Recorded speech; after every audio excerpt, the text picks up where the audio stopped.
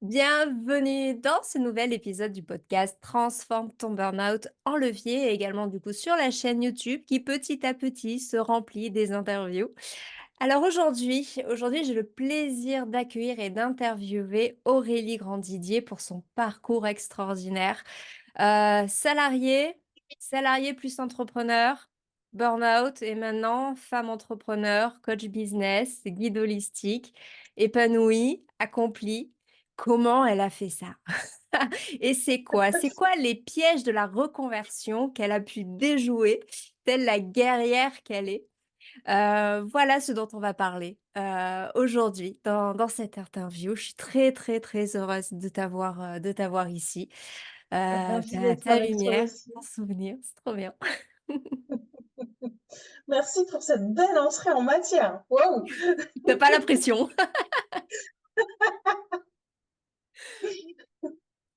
Alors, allez, je pose la première question pour te lancer dans ta présentation. Euh, déjà, qui es-tu aujourd'hui et comment ça a commencé entre le salarié et la Aurélie d'aujourd'hui? Entre la salariée, la Aurélie d'aujourd'hui, il y a eu plein de choses. Alors aujourd'hui, donc je suis guide holistique et stratégique, et donc j'accompagne les entrepreneurs à développer une entreprise qui leur ressemble, qui est en accord avec leurs valeurs, avec qui ils sont, et à la développer dans le flow aussi, parce que c'est important, voilà, d'être à l'écoute de soi quand on est entrepreneur et d'être à l'écoute de ce qui est juste pour nous. Je les aide aussi à avoir ces fondations intérieures solides parce qu'il y a beaucoup d'enjeux invisibles dans l'entrepreneuriat. On peut avoir des sacrés ascenseurs émotionnels, vivre des choses intérieurement qui sont pas forcément évidentes, vivre aussi de très belles choses et des épiphanies. Et voilà, de venir chercher, voilà, être la même personne en fait dans tous ces moments-là et avoir ce leadership et cette solidité intérieure. Et puis aussi à développer leur approche stratégique de l'entrepreneuriat parce que on est dans la matière. Moi, j'adore voilà, cette approche stratégique qu'on peut avoir en fonction des différents profils que j'accompagne. Et je les aide à développer cette sensibilité-là qui est hyper importante aussi pour durer. Donc voilà, c'est vraiment une approche 360 degrés, autant sur l'être que sur la partie business. Hmm. Donc voilà pour où j'en suis aujourd'hui. Et c'est parti de mon burn-out, clairement, comme je dis souvent. Le burn-out, ça a été le plus beau cadeau que la vie m'ait fait. C'est juste qu'il était mal emballé. Et quand je dis ça, ça ne veut pas dire que je voudrais le revivre, hein, attention, mais ça a été vraiment le plus beau cadeau que la vie m'ait fait parce que ça a été... Alors, je dis burn-out, c'est vrai qu'avec le recul, je me dis c'était plutôt une crise identitaire, une crise de vie, une crise de plein de choses. Mais je pense quand même que c'est le cas pour beaucoup de gens.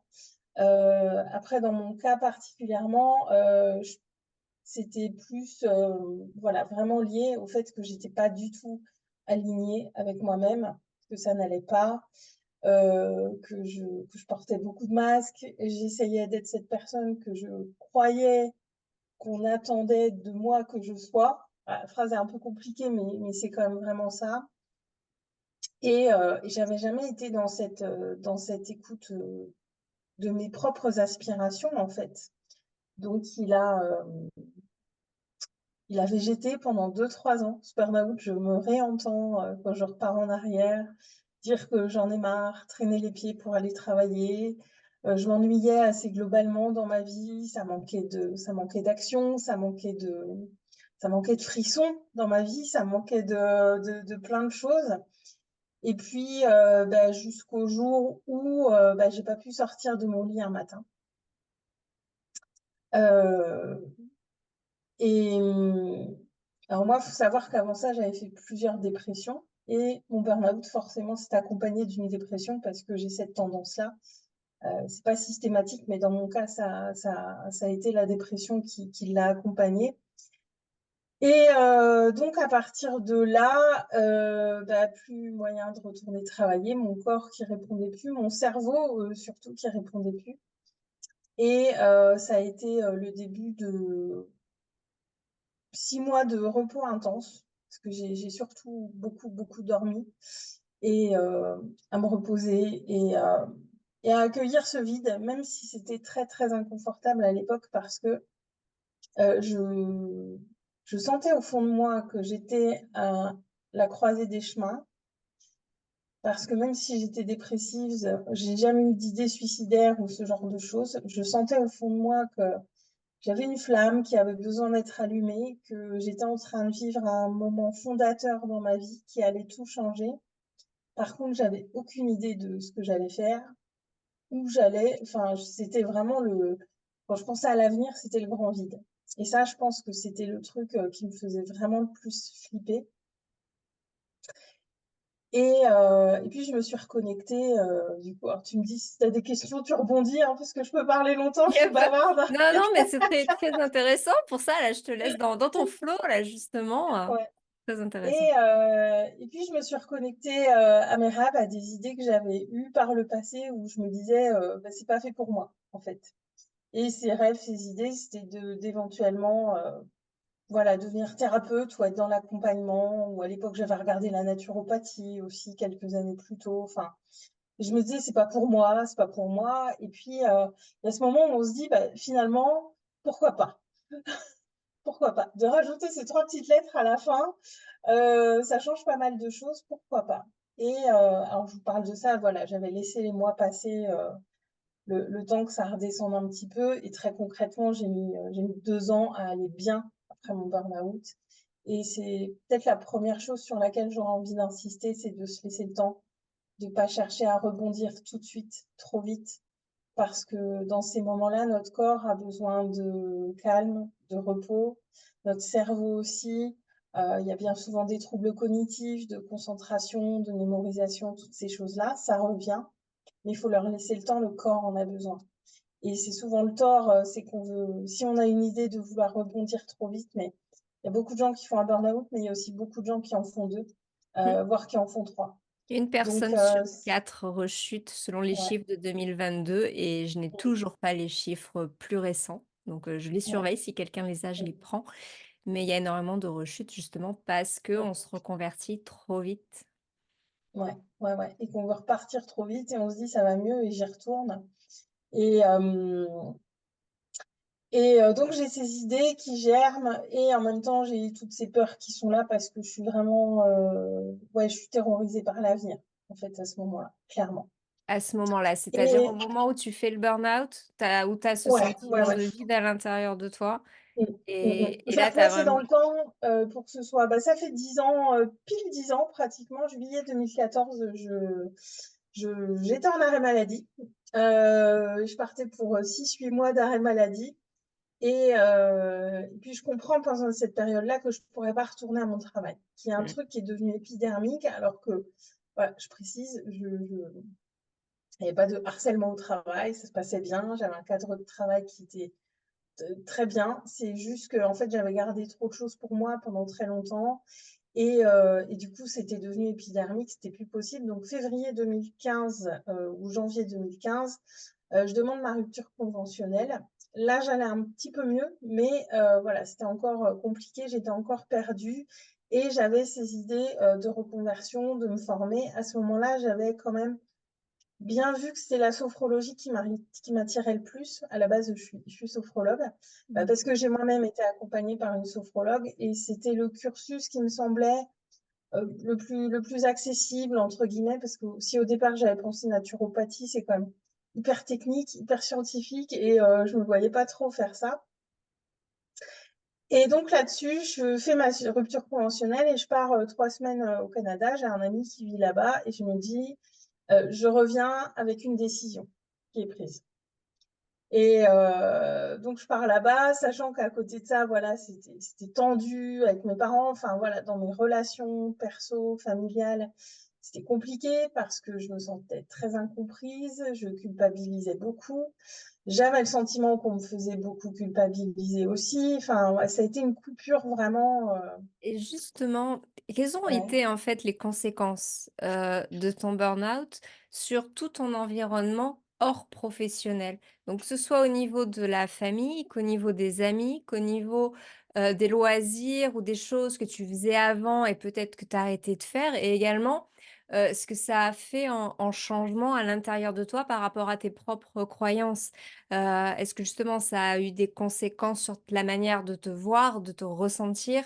Voilà, qu'est-ce qui s'est passé? Pour toutes les personnes qui se savent en burn-in, qui ne l'ont pas encore fait et qui n'arrivent pas par leur faute, hein, le déni est là, hein, mais voilà, pour vraiment prendre conscience que même si c'est dur en burn-in de ralentir, ça vaut le coup de se forcer. Mmh. Alors au niveau sur le plan relationnel,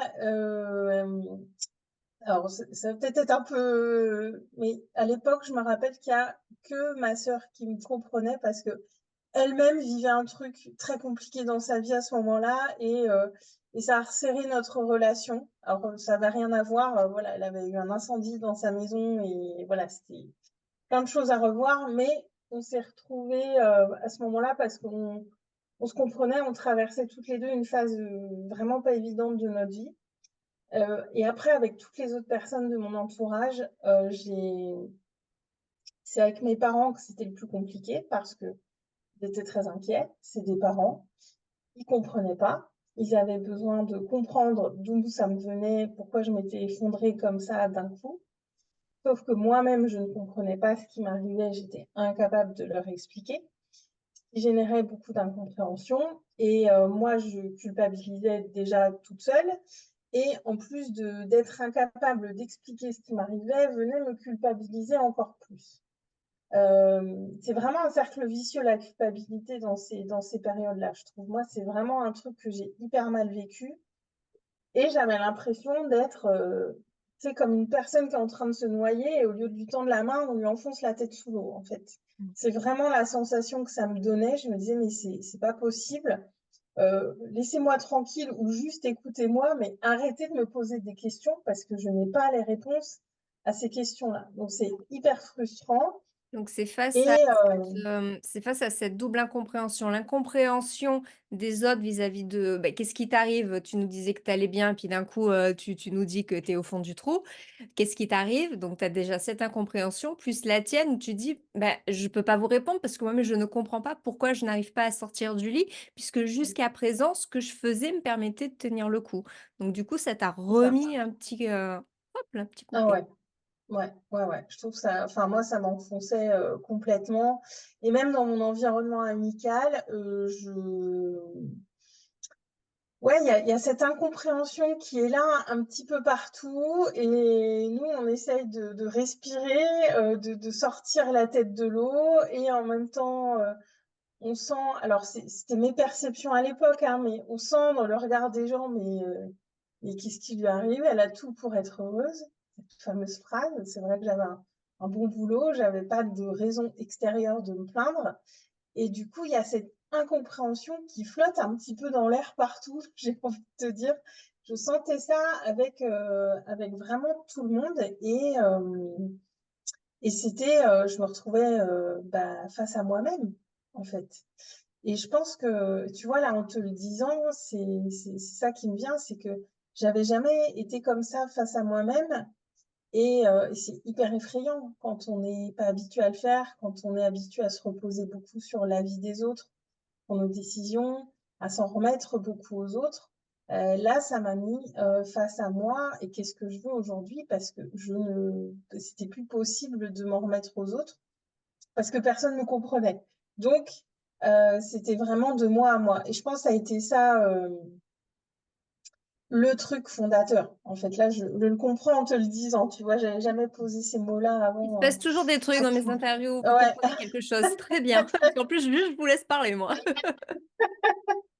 C'est la magie qui se met en place quand on parle et ouais, j'étais face à moi et donc choisi de faire ce voyage parce que je me dis: «J'ai besoin de tout couper, en fait, pendant 3 semaines» et dans ma tête, c'était vraiment: «J'envoie tout le monde se faire foutre et je vais faire mon truc pendant 3 semaines et je coupe pendant 3 semaines» et ça m'a fait le plus grand bien parce que même si j'allais voir un ami là-bas, bah, lui, il a sa vie, il a son boulot et tout donc les journées, j'étais, livrée à moi-même, face à moi-même. Première fois que je faisais du tourisme comme ça, un petit peu en solo et ça m'a vraiment fait du bien parce que j'ai pris le temps. Le fait de changer d'air, ça m'a vraiment, je commençais à me recentrer à ce moment-là, clairement et puis au final, je sens que la décision, elle est prise de faire, complètement autre chose, et d'aller vraiment vers ce qui m'appelle, même si j'ai aucune idée de ce que ça va donner je savais pas tout ça, mais je savais que c'était nécessaire et que c'était devenu vital de m'écouter parce que moi, j'avais vraiment cette sensation de mourir intérieurement. Mmh. Je j'ai tout fait, j'étais vraiment en train de mourir à ce moment-là, de mon point de vue, encore une fois. Le burn-out t'a permis d'en prendre conscience et avec le recul, ça faisait combien de temps que tu mourais à l'intérieur et que le déni t'empêchait de passer à l'acte pour changer? Alors ça faisait quelques années parce que déjà en 2008, j'avais fait une pause pour prendre un congé individuel de formation et de faire une formation d'infographiste, mais voilà, c'était pas ça ma voie, mais ça m'avait permis de prendre une pause d'1 an et donc ça faisait un moment que c'était là quand même. Ça faisait bien 4 5 ans que c'était là et la dernière année, c'était vraiment, c'était horrible. Je me rappelle, j'ai je des phrases comme: «J'en ai marre», mais je le disais, mais tout le temps, je le disais au moins une fois par jour. Est-ce Je qu'il y me a eu dis: «Mais un aujourd'hui, j'en déclencheur? ai marre», c'est des phrases que j'utilise plus du tout, quoi. Est-ce qu'il y a eu un déclencheur, justement avant le burn-out qui a fait que là, ça fait 4 5 ans que je meurs à l'intérieur, voilà, j'ai pris mon congé individuel, j'ai fait autre chose, je retourne quand même et là, en fait, stop. OK, mon corps me dit stop, mais finalement avec le recul, je sais que même mentalement, j'ai mis un stop, en fait. Est-ce qu'il y a eu ça? Mmh. Il y a eu plein de déclencheurs les mois précédents. Déjà, je me cognais les doigts de pied dans les portes. Je me suis cassé 2 fois chaque Aïe! petit orteil. Déjà, ça fait mal et puis, voilà, quand on se prend les portes comme ça le matin avant de partir au boulot, c'est peut-être qu'on n'a pas très envie d'y aller. Voilà, je dis ça en passant. Et puis il y a eu la goutte d'eau qui a fait déborder le vase, alors au sens propre. Puisqu'un matin, ça devait être quelques jours avant de pas réussir à sortir du lit. J'ai un problème de plomberie chez moi, je me lève le matin, la douche, avait débordé, enfin bref, alors aujourd'hui avec le recul, je me dis: «Bah, c'était pas catastrophique», mais pour moi, c'était insurmontable. J'appelle mon plombier à 7 heures du matin, je me mets à pleurer au téléphone, j'étais, effondrée. Il est arrivé super vite du coup parce que je pense qu'il s'est demandé ce qui se passait, mais ça a été, j'ai enfin j'avais aucune, j'avais aucune résistance aux aléas de la vie, en fait. Le moindre truc était catastrophique et ça, c'est arrivé quelques jours avant, donc ça a été vraiment au sens propre la goutte d'eau qui fait déborder le vase, parce que quelques jours après, bah, j'arrivais plus à me lever et je me rappelle, je me suis mis dans un état avec cette histoire de douche, bouchée et je me dis: «Mais c'est surréaliste, en fait, de se mettre dans des états pareils, pour ça». Avec le recul, je me dis: «Mais c'est complètement fou». De bah, d'en arriver là, quoi. J'étais complètement catastrophée et tout, alors que Ben c'est pas fou, c'est que quand tu en arrives à ce stade-là, tu fonctionnes non pas par ta raison, mais tu fonctionnes par l'émotionnel puisque tu es déjà en mode survie, donc au niveau de ton système mental, de toute façon, les informations ne passent plus par la rationalité parce que ton cerveau, il est en stress chronique, ton corps est en ouais, stress chronique, donc il ne prend plus le temps de réfléchir avant de réagir et bah, forcément, du coup, c'est pour ça irritabilité, changement de comportement et cetera, submersion émotionnelle. C'est bien parce que avant que le corps dise stop, bah, ça fait déjà un bon moment que ta capacité de raisonnement bah, elle est coupée en fait ouais, par ton fonctionnement interne de ton système, vagal et cetera quoi, sans ouais, rentrer trop dans les détails et c'est là aussi, c'est important, pas forcément de comprendre, de faire un cours sur les neurosciences, sur le machin, le système de survie, mais comprendre pour se déculpabiliser, comprendre que c'est normal qu'à ce moment-là, on soit pas soi. ouais, Parce que ça ouais, fait tellement longtemps. que tu as pas été Mmh. toi tellement longtemps que tu as mis en off une partie de ta raison pour tenir le coup, pour répondre à des peurs, pour répondre à des besoins matériels, de sécurité, parce que l'argent, c'est une sécurité. Hem, Ouais. ben, forcément, à un moment donné, ben, voilà, c'est la phase finale de l'épuisement. On n'a plus notre Mmh. capacité normale de raisonner, donc on déculpabilise, s'il vous plaît, les filles et les hommes qui nous écoutez. Vous n'êtes pas fous, ce n'est pas irrationnel, c'est irraisonné parce que Mmh. vous êtes en épuisement. Mmh. Mmh mh. Et c'est vrai que ça, je l'ai compris quand j'ai fait ma formation en sophrologie, c'est que le stress, toutes ces choses qu'on accumule, c'est physiologique aussi, c'est hormonal et à un moment, quand ça monte trop, bah, ça a du mal à redescendre et à un moment, ça redescend plus et ça craque. C'est pas Complètement. uniquement, enfin, c'est pas que dans notre tête, c'est dans le corps aussi que ça se passe, c'est physiologique tout ça aussi Oui, c'est le corps et qui dirige la tête, hein. Il faut à voilà. un moment donné, il faut arrêter cette croyance de: «Si tu veux, tu peux». Non, c'est pas une question Non, de volonté, non. c'est Mmh. une question que si ton corps, il est OK, tu pourras. Tu peux vouloir Mmh. ce que tu veux. Si C'est le ça. corps, il veut pas, il te fera comprendre qu'il n'est pas d'accord. C'est ça, c'est ça. Et c'est vrai qu'en sophrologie, quand j'ai appris toutes ces choses sur le stress et tout ça, j'ai compris. Je me suis dit: «Mais oui, mais c'était plus possible. Les hormones du stress, elles montent, mais elles ont besoin de redescendre et quand elles redescendent plus, ben, à un moment, ça craque et en fonction de notre niveau de résistance, ça va craquer plus ou moins tôt. Mais si on fait pas ce qu'il faut, à un moment, ça craque forcément. Et c'est Donc pas valorisant de se dire qu'on a un super système résistant et qu'on est hyper résistant au stress. Franchement, c'est pas quelque chose qui est non plus trop génial pour les personnes qui aiment bien comparer et tout ça, se dire: «Ouais, mais moi je suis bien résistante et tout, jamais le burn-out». Non, c'est parce que tu es très résistance que ton burn-out, si tu le fais, tu vas aller très bas parce que ouais. ça fait très longtemps que Mmh. tu n'as pas connu la chute du cortisol et de l'adrénaline et tout ça et du coup, ça va faire très bizarre à ton corps de ne plus être sous adrénaline. Tu as un Ouais. système qui s'appelle le sevrage et qui rend la phase de récupération très compliquée au début Mmh. Ouais. parce que se sevrer de ça, ça met du temps aussi et je le sais, hein, j'étais en déni de stress et donc de burn-out pendant 10 ans, donc j'ai eu Ouais. beaucoup de mal à comprendre que j'étais addict à l'adrénaline. Pour moi, c'était un Mmh. fonctionnement normal. Et du coup, ouais, me dire, «Ah mais c'est ça mon système. Le jour où j'ai découvert mon système parasympathique, ça a été une découverte pour moi. Je dis: «Mais c'est-à-dire que la Ouais. journée, je peux faire les courses, je peux conduire, je peux faire tout ça en restant relaxée et détendue et je vais aussi vite et je fais aussi bien et par contre je suis pas fatiguée». Mais c'est génial le système Vachement parasympathique en mieux. fait. Ouais, c'est Donc clair. Mais c'est vrai que quand on comprend tout ça sur le fonctionnement du corps, on comprend et puis bon, on déculpabilise parce que moi d'avoir compris et appris tout ça, je me suis dit: «Ouais, mais en fait, c'était obligé que j'aille droit dans le mur vu comment je fonctionnais et enfin, ça pouvait plus durer comme ça», clairement, clairement. Mmh. Mmh mh. et beh, justement, qu'est-ce que tu as mis en place, une fois que tu as pris toutes ces consciences, voilà, que tu as fait ton voyage, tu t'es reconnecté à toi, tu t'es dit: «Bon, ouais, voilà, c'est bon, j'ai compris». Qu'est-ce que tu as mis en place pour sortir de la spirale? Tu as fait la formation, mais comment tu as retrouvé l'énergie? Comment tu as passé les piliers? Comment tu as Ouais, réorganisé les choses? Comment tu as réussi à ouais. prioriser les choses? Qu'est-ce que tu as Mmh. priorisé? Mmh mh. Ouais, ouais, ouais. Bah, en parallèle de ma formation, parce que j'y étais pas, toute l'année, je sentais que j'avais besoin de reprendre confiance en moi parce que j'avais vraiment perdu confiance en moi et en ma capacité à travailler concrètement. Je me suis dit: «Mais est-ce que je suis capable de rebosser? Est-ce que je suis capable d'intégrer des choses?»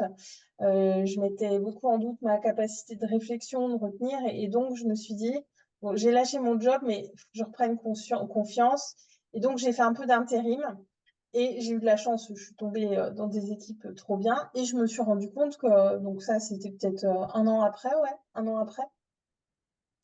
J'arrivais à y réfléchir, ce que j'apprenais, voilà, je l'intégrais et je me suis dit: «Bon, mes capacités cognitives sont revenues» et l'avantage, c'est qu'avec l'intérim, je prenais pas trop de risques. J'étais sur du saisonnier, enfin, j'avais pris un boulot vraiment, basique, et du coup, je me suis dit: «Ça va» et ça m'a vraiment, reboosté, fait du bien, sachant qu'en parallèle, donc début 2016, je démarrais ma formation en sophrologie Donc j'ai un petit peu, voilà, j'alternais un petit peu entre les 2 et puis, je me suis dit en formation, je suis à ma place, quoi. J'ai des gens avec qui je parle le même langage, ça m'intéresse, enfin, je me suis dit: «Bah, c'est là ma direction». C'est ce que je veux faire et le reste, on verra. Et à ce moment-là, je peux pas dire que j'avais vraiment mis des choses en place. Je me laissais encore pas mal porter par ce qui venait.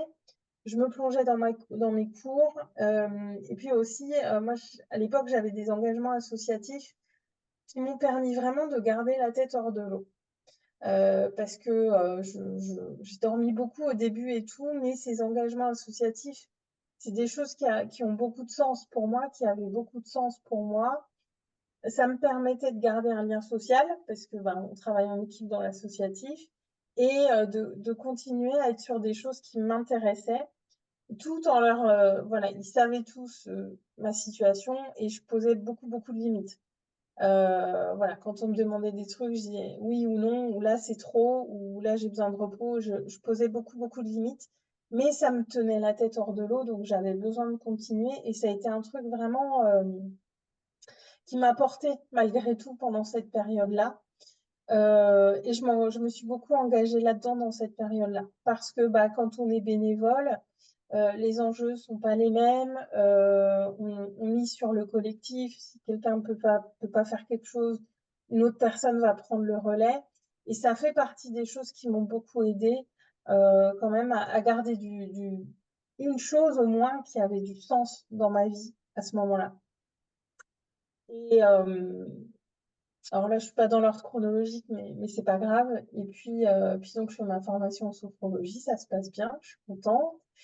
Et je termine ma formation. Et là, je réalise qu'il va falloir s'installer, trouver des clients et toutes ces choses-là. Et que ça, je ne sais absolument pas faire. Et mes peurs reviennent à ce moment-là. Mais au grand galop. Je me rappelle, j'ai fait une formation d'un jour ou deux pour une nase apprenait à développer notre activité. J'étais mais dans le mal pendant les 2 jours.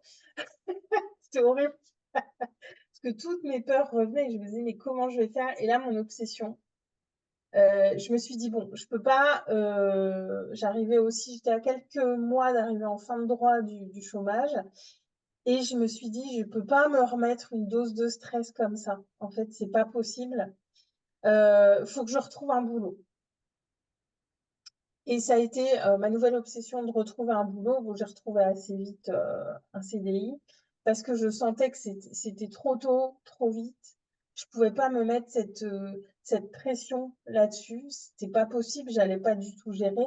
Rien qu'à l'école, la formation, à entendre ce qu'il fallait faire, j'étais tétanisée. Alors je me suis dit dans la vraie vie, enfin, c'était pas envisageable. En fait, je me suis dit, ok, c'est pas grave, on reprend un boulot, on verra. De toute façon, j'ai le temps. Il arrive un moment, c'était ça ou replonger dedans parce que il y a cette hypervigilance aussi quand on a le burn-out de Mmh, où sont mes signaux d'alerte, mmh. les petits red flags qu'il faut que je ralentisse. On met en place, je pense que tu vois bien ce que je veux dire. On a moi j'ai beaucoup de petits red flags, même encore aujourd'hui, parce que j'ai toujours cette tendance à tirer un petit peu sur la corde régulièrement. Mais j'ai mes red flags et je les écoute vraiment. Je les laisse plus de côté, je les écoute. Et donc quand donc là j'étais à 2 ans du burn-out, les red flags ils sont bien présents. Mmh. Et là, je reprends un boulot salarié. Et puis, j'ai cumulé salariat et entrepreneuriat jusqu'au printemps 2023. Je faisais Ouais. les deux, ouais, pendant plusieurs années.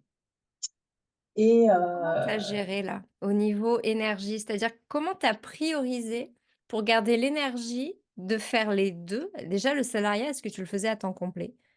oui, OK et en plus tu montais ta boîte à côté. Comment tu as oui. fait malgré les red flags, ouais, pour trouver cette énergie sans rechuter? Bah, je crois que ça tient beaucoup à comment on se sent quand on fait les choses. Dans mon boulot salarié, j'avais un environnement de travail sympa, ça se passait bien avec mes collègues, j'aimais bien mon boulot, donc j'étais bien dans mes journées, globalement. Et puis, en fin de journée, donc Après, je dis je cumulais les 2, mais j'avais pas, c'était quelques heures par semaine où j'avais des séances avec des clients. C'était 1 ou 2 soirs par semaine, le samedi. C'était pas, tous les jours, je cumule les 2 Mmh. concrètement.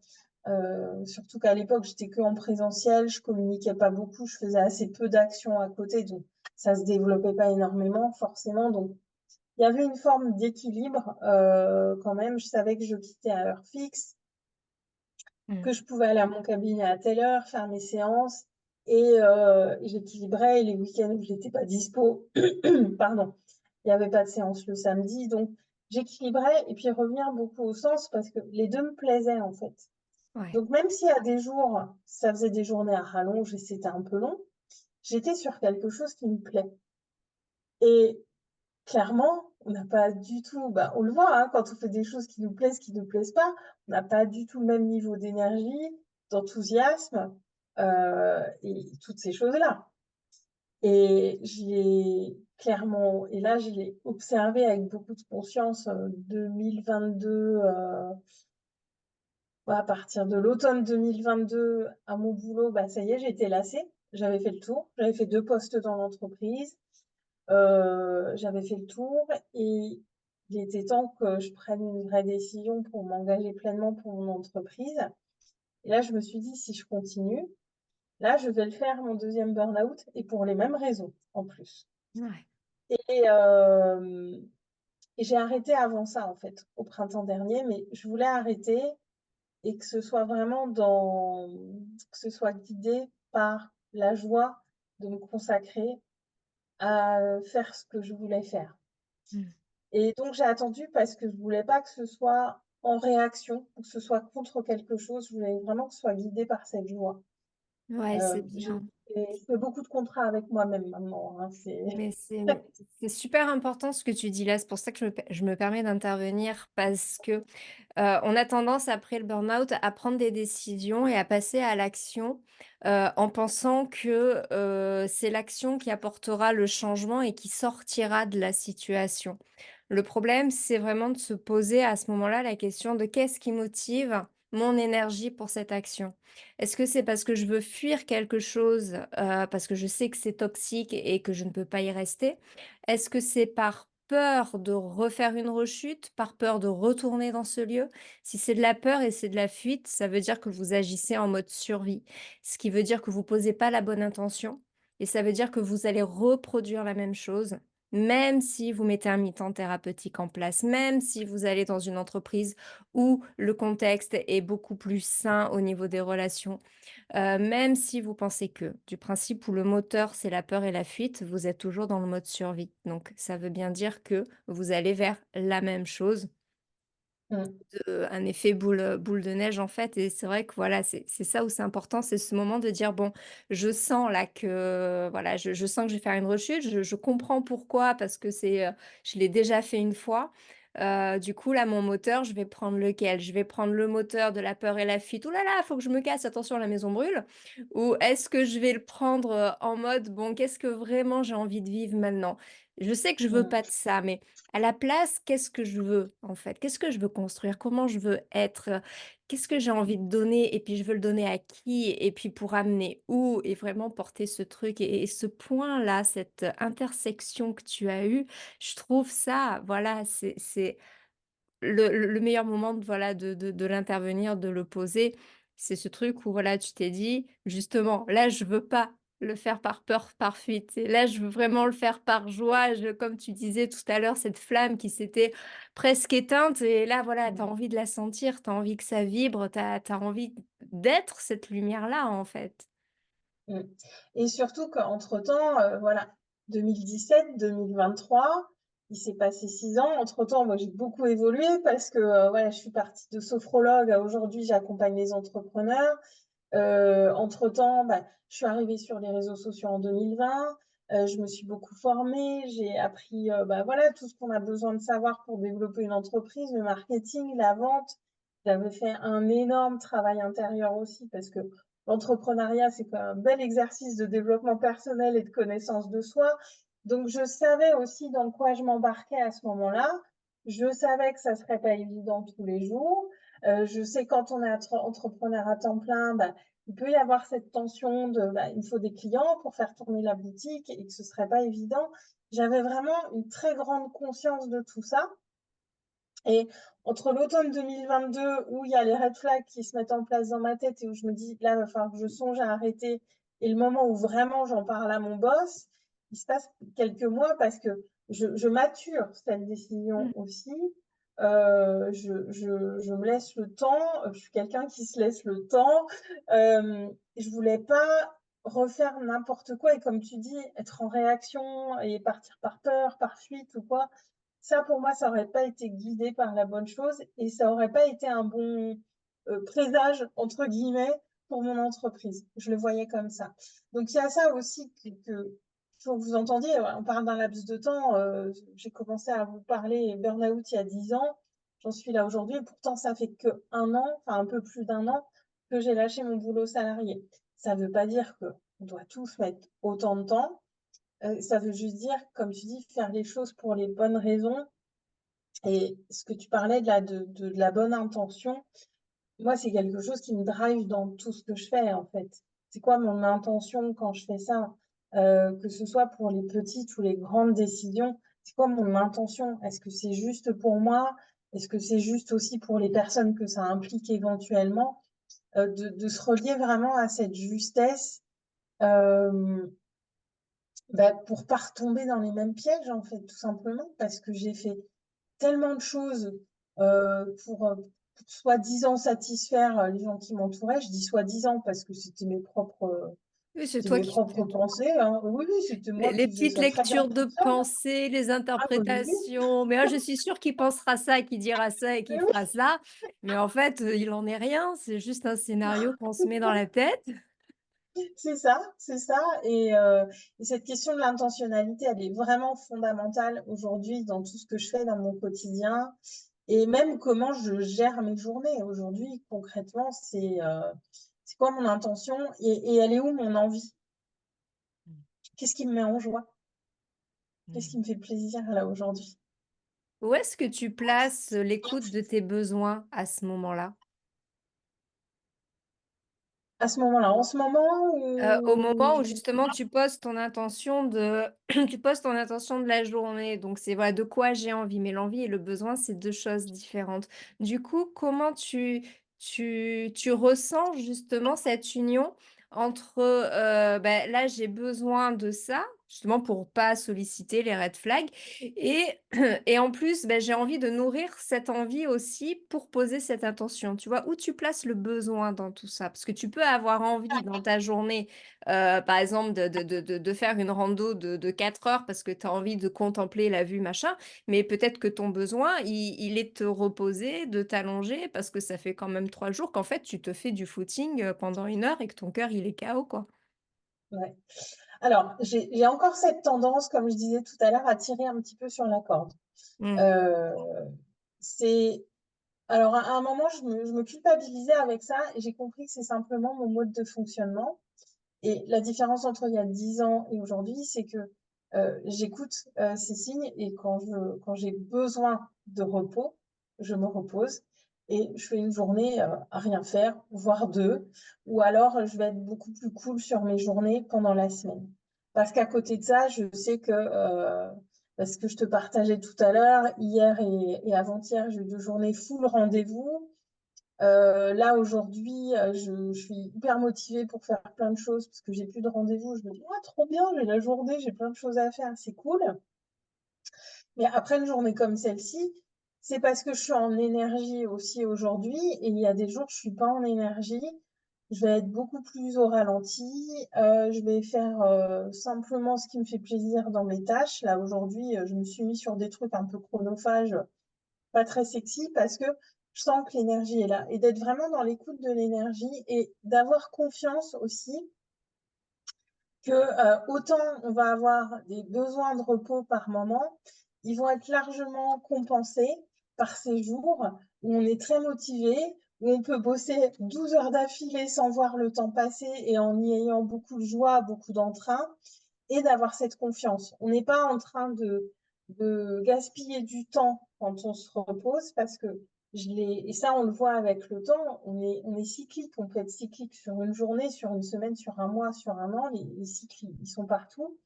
Et si aujourd'hui, je sais que voilà, l'énergie est là, donc j'investis l'énergie qui est présente parce que c'est juste et que c'est aligné. C'est aussi ça qui me permet d'accueillir pleinement ces jours où j'ai besoin de repos et où je sais que des fois, même si j'ai pas de rendez-vous ou quoi, je vais vraiment me contenter de faire ce qui est nécessaire et je vais peut-être bosser 1 heure dans la journée parce que l'énergie n'est pas là. Mais tout ça vient s'équilibrer, en fait. Et du coup, moi, j'ai pas une semaine standard, ça se passe jamais de la même chose. En plus, bah voilà, on est des femmes, on a nos cycles féminins. En Mmh. plus, tu Oui. viens de se mettre là-dessus, faut pas l'oublier quand même. Ils nous impactent pas mal en termes d'énergie. Que eux ne Et nous du oublient coup, pas. ah non, non, non. Et donc, j'accueille tout ça vraiment avec beaucoup de conscience de moi. C'est beaucoup d'écoute de soi aussi, hein, clairement. C'est un vrai changement de paradigme intérieur, hein, de se mettre à l'écoute de tout ça.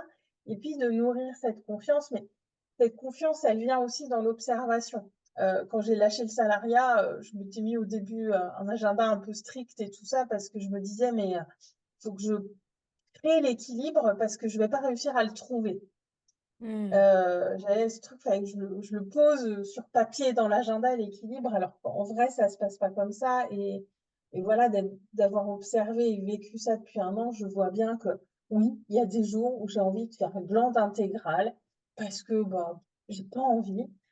Et à côté de ça, je sais qu'il y a ces jours où bah, je vais être un bourreau de travail parce que c'est dans l'énergie aussi et que l'équilibre, il vient se créer tout seul. En fait, faut pas chercher comme, c'est une amie qui me disait ça, les funambules, ils sont sur leur fil, s'ils cherchent l'équilibre parfait, ils tombent. Et oui. C'est avec le déséquilibre qu'ils arrivent à avancer sur leur fil. Mais Et complètement et c'est ouais, là où c'est important dans l'entrepreneuriat de bien comprendre ça, parce que la première chose que l'on fait, surtout si on bascule rapidement du salariat à l'entrepreneuriat, c'est qu'on se dit: «Il faut que je travaille pour avoir l'argent. Si j'ai pas les clients, si j'ai pas l'argent et je ne veux surtout pas baisser mon niveau de ressources» par rapport au moment où j'étais en salariat, j'entends beaucoup ça.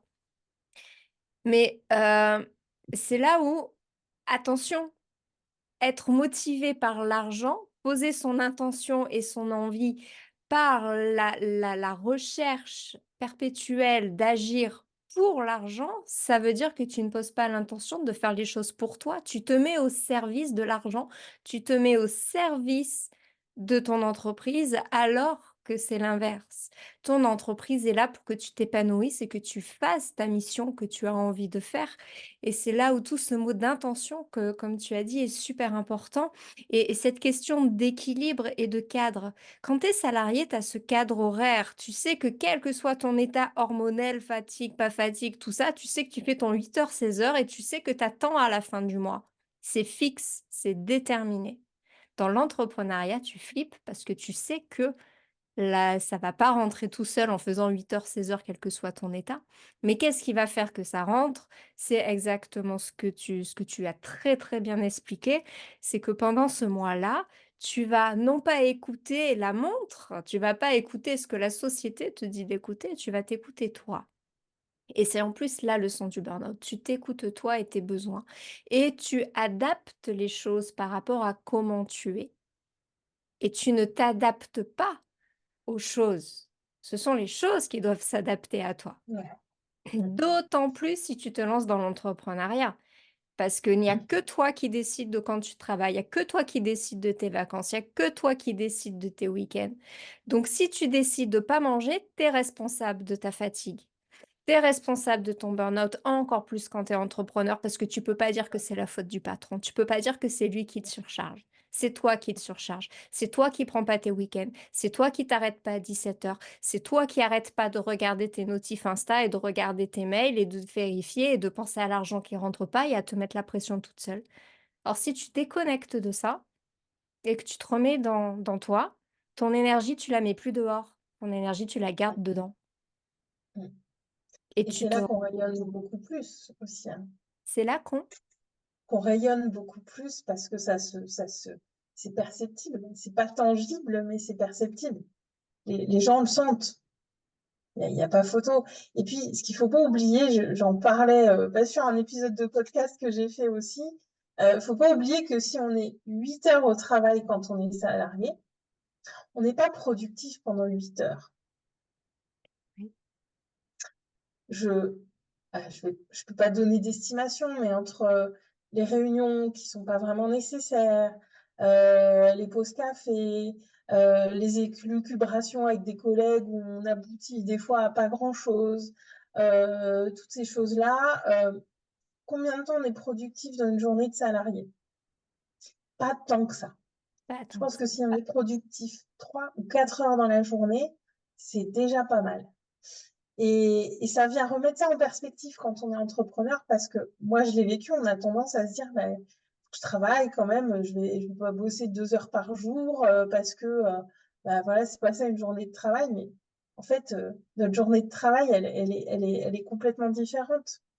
et je vous Et il y a rappelle que ces... c'est pour ça que vous voulez quitter le salariat pour l'entrepreneuriat. La Aussi, première chose aussi, que vous me dites, c'est: «Je veux retrouver ma liberté et faire ma journée en ne travaillant que 2 3 heures pour profiter de mes enfants, pour faire mon sport, pour m'occuper de moi, pour aller prendre l'air». Alors faites-le. ouais, c'est Autorisez-vous ça. cette liberté. Ouais. Et on n'ose pas le faire au départ. Moi, la première, hein, les premiers mois, je me suis dit, ouais, il y a toujours cette notion de culpabilité qui revenait encore. Et en fait, là, aujourd'hui, j'ai compris, j'ai plus de recul. Mais non, en fait, c'est pas lié à ça. C'est les actions impactantes qui vont compter, les actions alignées. Mais les actions impactantes et alignées, c'est pas forcément celles qui prennent le plus de temps, en fait. Et c'est ça qui est magique et qui est génial. Et à côté de ça, on a le droit de passer du temps à faire ces trucs qui nous font plaisir. Moi, si j'ai envie de bidouiller sur Canva des trucs pendant 2 heures parce que ça me fait plaisir et que ça m'inspire, oui, c'est pas impactant comme action, mais c'est impactant au niveau de mon être parce que ça nourrit ma créativité, ça vient nourrir des choses qui sont pas forcément utiles et nécessaires, mais moi, ça me fait du bien. Donc, si j'ai envie de bidouiller 2 ou 3 heures sur Canva, je le fais parce que je sais qu'il y a des choses qui émergent, des idées qui vont venir, et simplement que ça me fait du bien, en fait. Voilà. Mmh. Oui, se faire du bien. Alors Ouais. ça me fait rire parce que tu vois là, voilà, j'explique ça, je te réponds d'une manière: «Mais franchement, machin». Mais il y a 2 semaines, j'ai eu un rendez-vous d'annulé, j'ai pas su quoi faire. J'ai dit: Mhm. «Bah, alors attends, c'est une heure où j'aurais dû travailler, mais ce laps de temps, il est pas suffisant pour que j'enclenche quelque chose d'autre. Mais du coup, je fais quoi?» Et je ne me suis pas autorisée à prendre la voiture et aller prendre l'air. Ouais. Mon corps m'a stoppée. Et j'ai eu une vague de fatigue parce qu'il m'a dit: «Attends, tu sais pas quoi faire? Bah, moi, je vais te le dire ma chérie, tu vas rien faire, ça va être vite réglé, si là, tu décides pas de faire quelque chose qui me fait du bien». Mhm. Et c'était Ouais. il y a 3 semaines. Donc c'est vraiment, comme tu disais, tu vois, cette image du funambule, c'est vraiment quelque chose, hem, qui est quotidien et c'est pas figé et vu qu'en plus on est des êtres d'évolution, bah, forcément quand tu arrives à trouver l'équilibre, bah, à un moment donné ton fil il va bouger, il va falloir que tu que tu le retrouves à un moment donné. Parce que, enfin, personnellement, hein, tu vas me dire si toi c'est pareil, mais de toute façon, j'ai pas un agenda défini. Et j'ai pas je sais que du lundi au vendredi de 8 heures à 16 heures, nanana, je fais ci, je vais au bureau et ta. Il y a les CEO fait ça, OK, parce qu'ils ont une équipe, parce qu'ils ont une structure, parce qu'ils ont une entreprise et qu'ils sont finalement CEO de leur boîte. OK, mais quand tu es auto-entrepreneur, bah, tu n'as pas une entreprise fixe avec des employés, des heures de bureau. Tu es libre Mhm. C'est ça. et du Et coup, tu en puis, es mais oui, c'est une écoute de chaque jour parce que moi, je le vois aussi en fonction de la saisonnalité. L'été, je travaille beaucoup plus parce que je dors moins, je suis un peu calée sur le rythme du soleil. On est sur une saison feu aussi qui est propice à l'action, même si socialement, c'est la saison des vacances. On est quand même sur une saison qui est propice au passage à l'action et au travail pendant l'été. Donc, je travaille plus l'été. Et puis, mon rythme, moi, vu de l'extérieur, mais j'ai un rythme. Moi, j'ai jamais de rendez-vous avant 10h, 10h30 le matin. Si j'ai pas de rendez-vous, bah, je vais un petit peu, voilà, faire mes trucs, traîner. Je me mets pas à bosser avant midi. Je fais une longue pause souvent l'après-midi.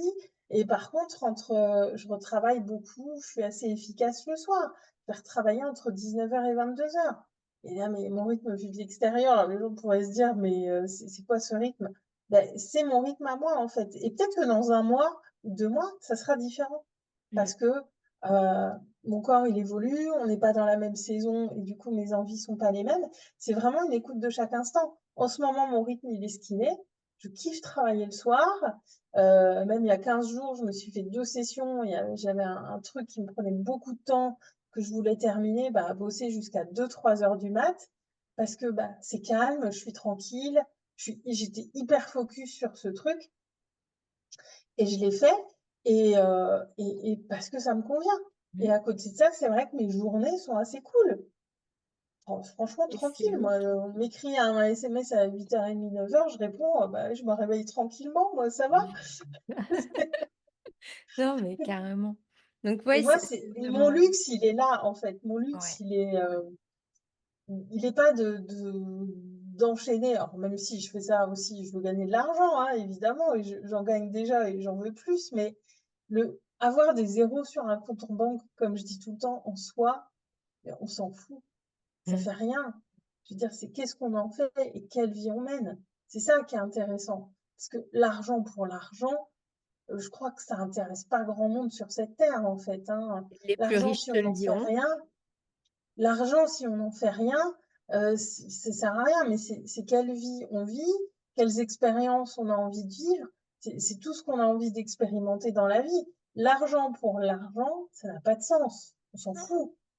Et si tu en doutes, il suffit d'écouter les plus riches. Alors c'est sûr, on dit: «Ouais, l'argent, il fait pas le bonheur, il y contribue». Oui, bien sûr, ça améliore ton confort et cetera. Mais une fois que tu l'as, ton confort, Mm, une fois que tu l'as, ton objectif et avoir pour avoir, finalement, c'est de la possession. La possession, c'est de l'ego. L'ego, il veut le pouvoir et tu te déconnectes complètement de toi et c'est là où tu as tous ces, Steve Jobs et cetera, mm, même, notre fameux monsieur Tesla, qui, beh, finalement, ce sont des hommes qui sont malheureux. mm. Et Moi, je l'argent, c'est de la liberté. Il faut le voir comme de la liberté, l'argent. il est La à ton liberté de service, pouvoir à il est l'inverse. à notre service, c'est ça, c'est ça. Pas devenir esclave de ça. Et voilà, moi je me dis, mon rythme de vie, c'est mon luxe aujourd'hui. Mmh. C'est mon plus grand luxe, d'avoir ce rythme complètement décousu, mais au final, quoique, et encore, je dis ça, mais ce matin à 9h30, j'étais derrière l'ordi. Tiens, aujourd'hui est un contre-exemple de ce que je fais depuis 15 jours. Oui, Parce que mais ça derrière, confirme ce que tu disais, ça et voilà, confirme le fait que rien n'est fixe. Justement, il y a pas non. d'agenda. Il y a le moment où ça vient et où c'est le moment. Mm, Dis-moi, bah, du coup, oui, tu as répondu à la question sur la gestion de l'énergie quand on n'a pas de cadre horaire comme un salarié.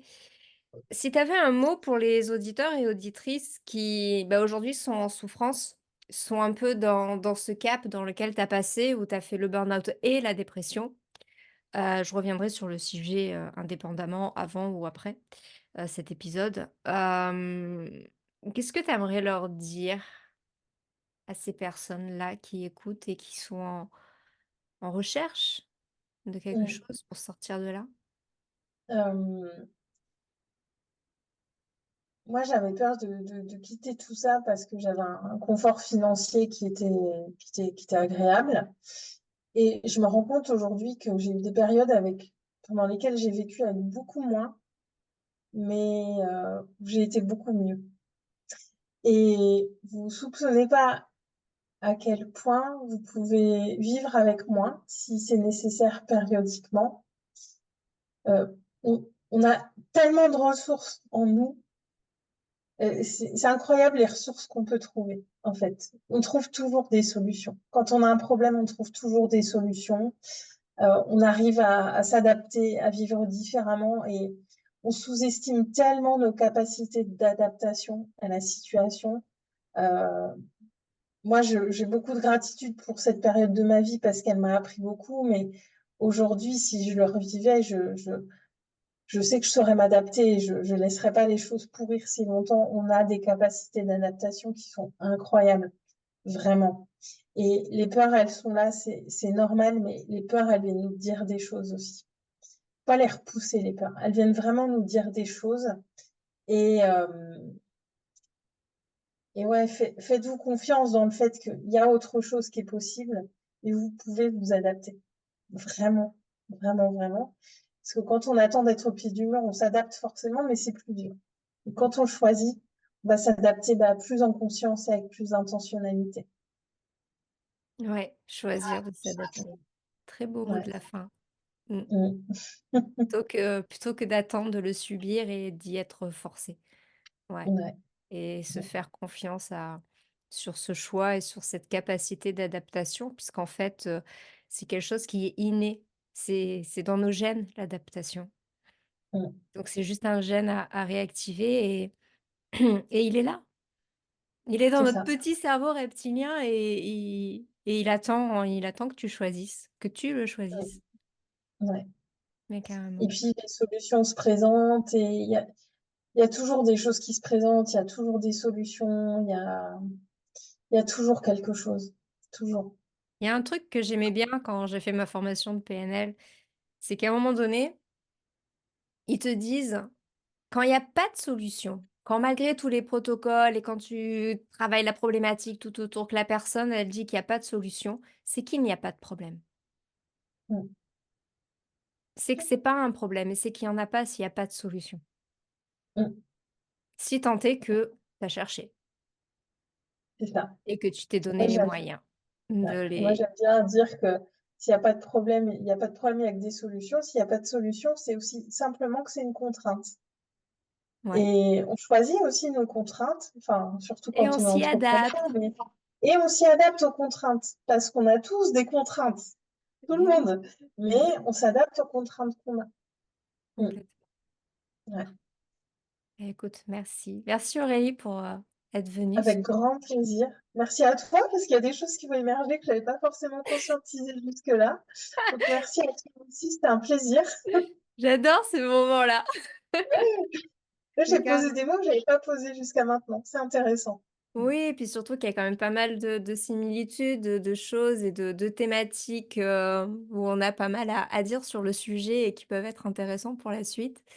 Ouais. Donc, à charge de revanche et de nouveaux épisodes sur d'autres thématiques, qui nous parlent à toutes les 2 et qui peuvent servir Avec plaisir. Ouais. à tout le monde. Donc, merci d'avoir écouté cet épisode. Merci d'être là. N'hésitez pas à vous abonner pour ne pas louper un épisode. Par exemple, ce matin, je n'ai pas publié en story qu'un épisode sortait, donc seuls les abonnés sont au courant qu'il y a un nouvel épisode. Mais c'est pas grave, je suis à la bourre et je suis OK. À un moment donné, on est humain aussi et on n'est pas des petits robots. Donc, c'est complètement OK. Donc je vous souhaite une bonne journée, une belle soirée, selon l'heure où vous nous écoutez